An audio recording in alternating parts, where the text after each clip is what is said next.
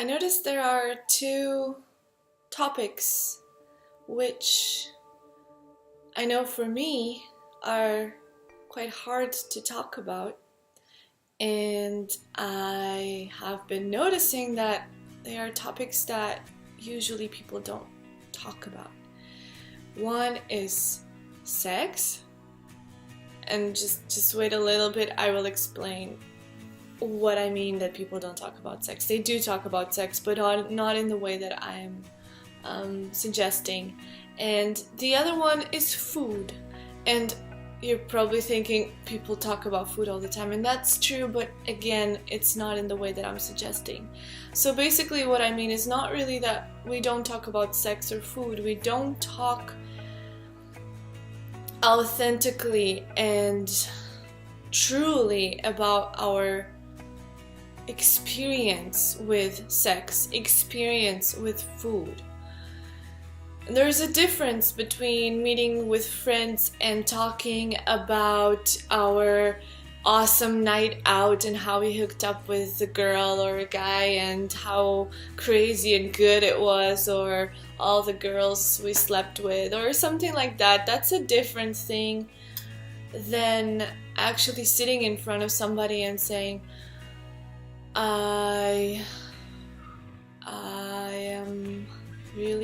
don't really know what I want. Like, I don't know how to tell you what I want.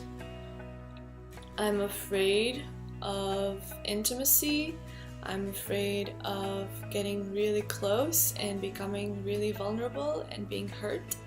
So that's why I kind of skip all the intimate parts and just go straight into pleasure. In the same way, it's of course much easier to talk about food and say, oh my god, I've just made this ravioli and it was amazing. Have you tried this vegan diet? Like, it's amazing. It just does all these things. I feel so good. And I read about these recipes and tell all about the recipes, and we can go on this for hours. A few days ago, I was sitting in a restaurant, and I really enjoy going to restaurants on my own. So I was sitting there and I was listening to these girls, and they were talking in German. So the thing is, I don't understand German besides food, because I've been reading menus for a long time. And honestly, they were talking 80% of the time about food. They were eating one dish, and one of the girls was telling the other girl about these different recipes while they're reading eat this food. It was just like so crazy to me. So talking like that about food is very different than meeting a friend and saying, I have not been taking care of myself lately. I feel that I have almost kind of like an addiction to food. I tend to overeat. I don't really think I need that much food. I eat and I feel ashamed. I feel guilty about it. I feel bad. I feel insecure about my weight. I feel insecure about my body. I don't know what to do. I think I do this out of emotions, and I'm unwilling, or I'm afraid of asking for support. I feel I don't have enough community or enough connection, so I get it from food. That's a big difference.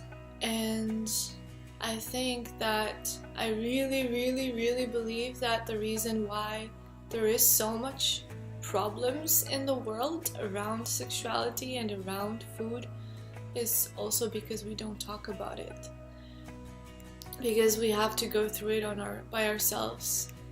And I think it even makes it harder, the fact that we are actually talking about it, that food is everywhere, that sex is everywhere. We cannot ignore it. We cannot ignore it.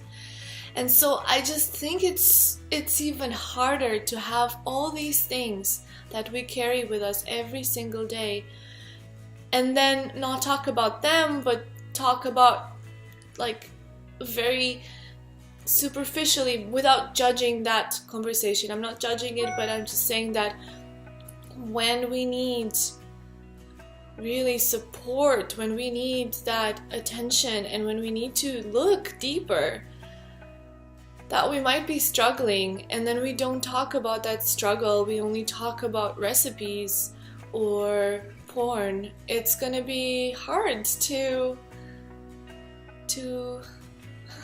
I don't know, whatever you want to do, to heal, to connect to the other person, to grow, to let go of trauma, and to stop abusing our bodies and other people's bodies. So that's what is alive in me today, right now. I wanted to share it with you, and I'm really curious if you think that, like I'm wondering if you notice that in yourself and in other people, and what your experience with that is. I noticed that for myself when I started speaking about these things, when I started really coming out and saying and talking about my addictions to food and my insecurities in sexuality. That's when big changes started to happen.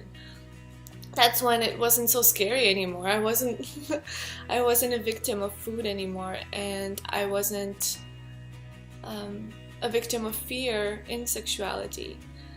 So I want to challenge you to try it out and maybe look for somebody who you really trust, and somebody who you feel that would be willing to hold space for you, and you could ask them to hold space for you and share, even if it's just a little bit, just to see how it feels. Maybe it works for you too. I would really love that. Thank you.